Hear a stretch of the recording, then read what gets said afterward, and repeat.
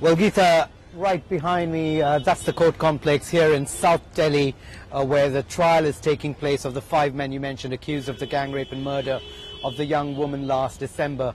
Now, one of the first witnesses to arrive, he's a key prosecution witness, was the young male friend of the victim who was with her on that night in December when they watched a screening of The Life of Pi in a cinema just across the road from me before boarding the bus on which she was allegedly assaulted, gang raped, eventually dying of her injuries. Now, he came here on a wheelchair because he too received injuries after allegedly being attacked by those 5 men.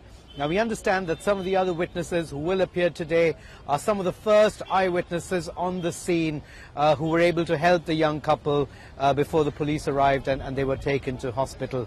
Now, this is a trial which, of course, has attracted massive interest here in India, also around the world, because it's sparked a debate on how women are treated in this country. We've had a number of protests. A lot of people are watching the trial very closely on television, and there's quite a bit of media here as well, waiting to see what happens.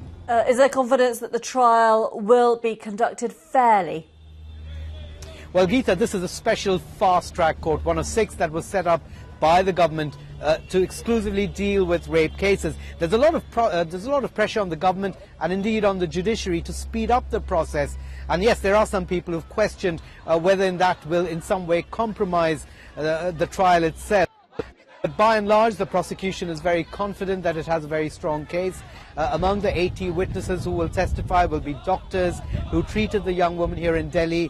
The court has also summoned autopsy reports from the Singapore hospital where she was treated in a last-ditch attempt to try and save her life. Of course, she died of her injuries there in Singapore. So that's what we are expecting, not just today, but in the days forward. This court is going to be meeting every single day to try and resolve this case within the next few weeks.